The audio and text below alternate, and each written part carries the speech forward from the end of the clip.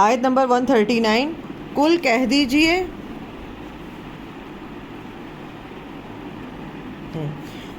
دیجئے اتحاجوننا، کیا تم جھگڑا کرتے ہو ہم سے یا حجت بازی کرتے ہو ہم سے، فی اللہ اللہ کے بارے میں، وَهُوَ رَبُّنَا وَرَبُّكُمْ، اور وہ رب ہے تو ہمارا اور رب ہے تمہارا۔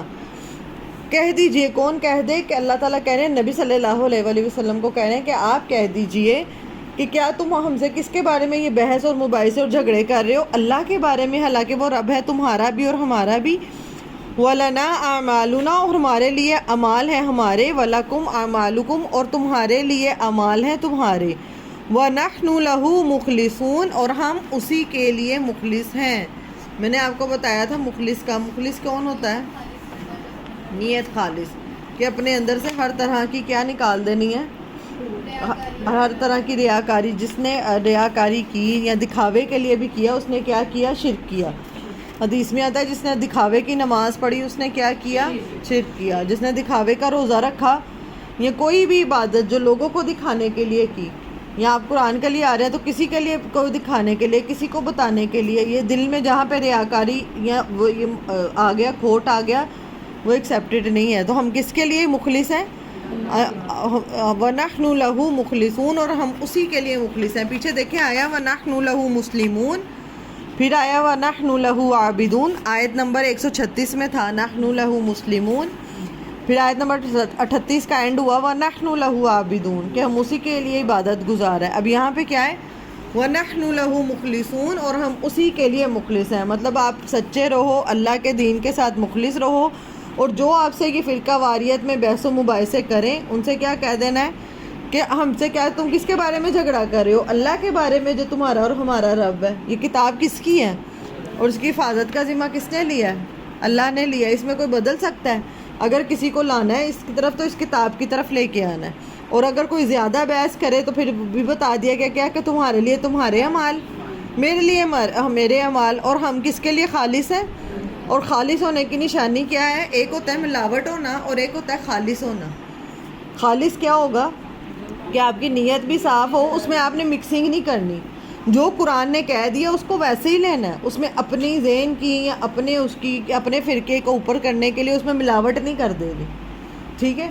جیسے اللہ تعالیٰ نے اس کتاب کو ہمیں دیا ہے، اس قرآن کو نازل کیا، اور جیسے اس میں ہمیں تعلیمات دی ہیں ہم نے اس کو ویسے ہی لینا ہے۔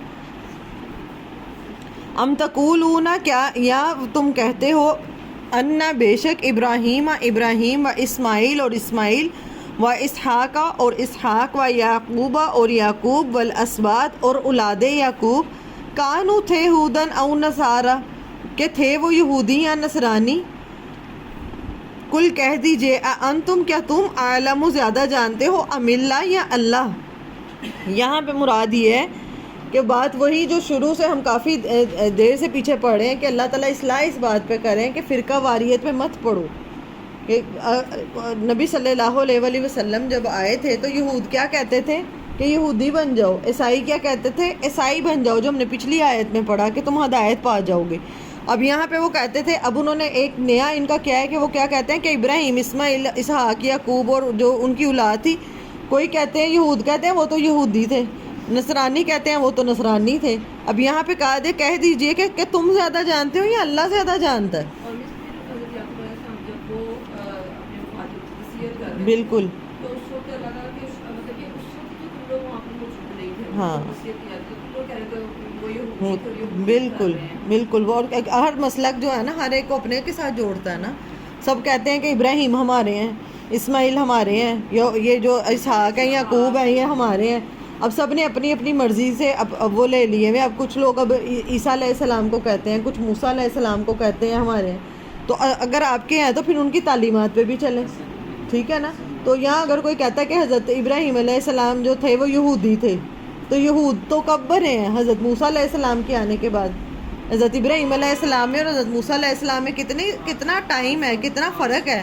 حضرت ابراہیم کے بعد اسماعیل، اسحاق، یعقوب، پھر یوسف، پھر یہ بنی اسرائیل غلام بنائے گئے، پھر موسیٰ نے آزاد کروایا۔ جب موسیٰ علیہ السلام کے بعد اس وقت میں یہ کیا بن گئے تھے؟ جب یہ گروہ بنے تو یہ انہوں میں سے کسی نے اپنا نام یہودی رکھ لیا، تو ابراہیم کیسے وہ ہو گئے، یہودی ہو گئے؟ یا عیسائی تو حضرت عیسیٰ علیہ السلام تو اینڈ پہ آئے ہیں، سیکنڈ لاسٹ ہیں، حضرت محمد صلی اللہ علیہ وسلم سے پہلے ہیں، تو حضرت ابراہیم کیسے عیسائی ہو گئے؟ ٹھیک ہے نا. اس طرح اپنے مسلک کو اونچا کرنے کے لیے یا اپنی ان چیزوں کو اونچا کرنے کے لیے لوگ یہ سب باتیں کر لیتے ہیں، جیسے آج بھی کہتے ہیں کہ حضرت علی شیعہ تھے، تو ہر ایک مسلک نے اپنے وہ چنے ہوئے ہیں اور وہ کہتے ہیں وہ تھے، حالانکہ وہ تو کیا تھے، وہ تو خالص اس قرآن کو، اور قرآن بار بار اس چیز کی تردید کر رہا ہے کہ فرقہ بازی میں ان چیزوں میں کچھ نہیں پڑا ہوا. اصل کیا ہے کہ ان تعلیمات کو فالو کرو جو انبیاء لے کے آئے، اور ہمارے لیے کیا ہے کہ ہمارے نبی صلی اللہ علیہ وآلہ وسلم اور صحابہ نے جیسے ہمیں کر کے دکھایا ہم نے ویسے کرنا. بات صرف اتنی سی ہے، لیکن اس میں ہم نے الگ الگ فرقے ایجاد کیے ہوئے ہیں. کل کہہ دیجئے انتم، اب اللہ تعالیٰ کہہ رہے ہیں کہ پوچھو ان سے کہ کیا تم زیادہ جانتے ہو یا اللہ زیادہ جانتا ہے. ومن ازلم ممن، اور کون بڑا ظالم ہے اس سے جو قتمہ، جس نے چھپائی شہادت گواہی، اندہ، جو پاس ہے اس کے، من اللہ، اللہ کی طرف سے.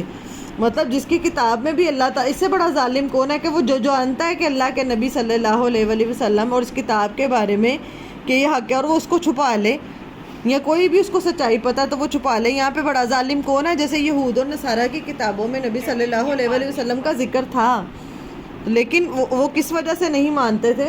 اپنی انا اور ہٹ درمی کی وجہ سے. یہ ہم بار بار بات کر رہے ہیں کہ ہم چھوٹے ہو جائیں گے یا ہماری سرداری چلی جائے گی. تو یہاں پہ کہا ہے کہ کون زیادہ بڑا ظالم ہے اس سے جو چھپائے گواہی کو. یہ گواہی تھی نا، جو کتاب جانتے ہیں. اب آپ پہلا پارہ ماشاءاللہ اب آپ جانتے ہیں، آپ سے کوئی بات پوچھے، ٹھیک ہے، لیکن وہ آپ کے ساتھ ٹکرا رہی ہے تو آپ اس کو چھپا لیں کہ میں اگر بتاؤں گی تو میری اپنی انسلٹ ہے. تو وہ یہ ان کو بھی اسی طرح تھا. تو یہ اللہ تعالیٰ کہ اس سے بڑا ظالم کون ہے جس نے گواہی چھپا لی جو اس کے پاس ہے اللہ کی طرف سے. کہ اللہ کی طرف سے اب آپ کو کئی باتیں قرآن میں سمجھ میں آ گئی ہیں، پہلے پارے میں سے الحمدللہ کافی کچھ سمجھ میں آ گیا. تو جو سمجھ میں آیا اگر اس کو چھپا لیا جائے، اگر کوئی آپ سے پوچھے آپ بتائیں ہی نہ کہ یہ تو میرے میں ہے ہی نہیں، تو یہ تو مجھے میرے اپنے ساتھ ٹکرا رہی ہے، میرے عمل میں نہیں ہے یہ چیز، تو آپ اس بات کو ہی چھپا دیں. یا وہ آپ کے مسلک کے ساتھ ٹکرا رہی ہے تو آپ اس بات کو ہی چھپا دیں، تو وہ ہم پھر وہ کیا ہو جائیں گے؟ ظالم. وَوَاللَّهُ بِغَافِلٍ عَمَّا تَعْمَلُونَ، اور نہیں اللہ غافل اس سے جو تم عمل کرتے ہو. اور اس میں ایک مراد یہ بھی ہے کہ اب آپ دیکھیں کہ ہمیں اللہ تعالیٰ نے کتاب دی ہے، ٹھیک ہے، مسلمان ہے، تو اس کا جو رنگ ہے نا وہ ہم پہ نظر آنا چاہیے. اگر ہمارا رنگ اس سے میچ ہی نہیں کر رہا، ہم کیا کہتے ہیں ویسٹرن کنٹریز میں جا کے ہم کہتے ہیں ہمیں اور ان میں فرق ہی نہ لگے، ٹھیک ہے نا. اگر آپ مسلمان ہیں تو آپ کا ہر لحاظ سے، ظاہر بھی اور باطن بھی، ہر لحاظ سے پتہ چلنا چاہیے کہ آپ اللہ کے رنگ میں، یہ اللہ کی کتاب ہے. ہم اس کو چھپاتے ہیں نا، اس کی ایک یہ بھی مثال ہے کہ اس کو چھپایا جاتا ہے کہ ہمیں کسی کو پتہ نہ چلے کہ ہم یا مسلمان ہیں یا میں دین کی طرف ہوں. ہاں، وہ بھی نہیں کرتے. اس میں کیا ہے کہ بیکورڈ وہ سمجھتے ہیں نا، دین کی اہمیت نہیں نا سمجھتے، دین کو کچھ سمجھتے نہیں ہیں، دین پہ چلنے والوں کو کچھ نہیں سمجھتے ہیں. تو اس کو کیا کرنا پھر بہتر سمجھتے ہیں کہ اس کو چھپا لیا جائے. تو جو اللہ کا ایک تو کیا چڑھانا ہے خود پہ، اللہ کا رنگ چڑھانا ہے، اور دوسری گواہی بھی دینی ہے. جو لا الہ الا اللہ محمد رسول اللہ آپ نے کہا ہے، جو آپ اشہد اللہ کہہ کے آپ اللہ کی یہ دین میں آئے ہیں، آپ نے گواہی دی ہے، تو اس کا پھر رنگ آپ کے اوپر نظر آنا چاہیے. اگر کسی پہ رنگ نظر آ رہا ہے یا وہ اس رنگ کو چھپا رہا ہے تو وہاں یہاں پہ بتا دیا کہ وہ کون ہے، پھر وہ تو ظالم ہے پھر، کہ ہم پہ تو نظر آنا چاہیے. اس میں اس وجہ سے یہ قرآن اتنی جامع اللہ سبحانہ و تعالیٰ کی کتاب ہے کہ بات ایک ہے، لیکن اللہ تعالیٰ نے ہر پرسپیکٹیو سے آپ جس کے اوپر رکھ کے دیکھیں گے لگے گا یہ وہی بات ہے. اگر اس کرائٹیریا میں یہود دونوں سارا کو لیں تو لگتا ہے کہ انہی کی بات ہے، کیونکہ انہوں نے کتاب میں اللہ کے نبی کی آنے کی اس کو چھپایا ہے. اور اگر اس میں ہم خود کو لیں تو ایسے لگتا ہے جیسے ہماری بات ہے کہ ہم کتنا کچھ چھپا جاتے ہیں. ٹھیک ہے، وَمَا اللَّهُ غَافِلٍ عَمَّا تَعْمَلُونَ، اور اللہ غافل نہیں ہے اس سے جو تم عمل کر رہے ہو. یہ بات کیوں کہی گئی ہے کہ جو بھی تم عمل کر رہے ہو ظاہر میں باطن میں چھپا لے، اللہ تو جاننے والا ہے نا.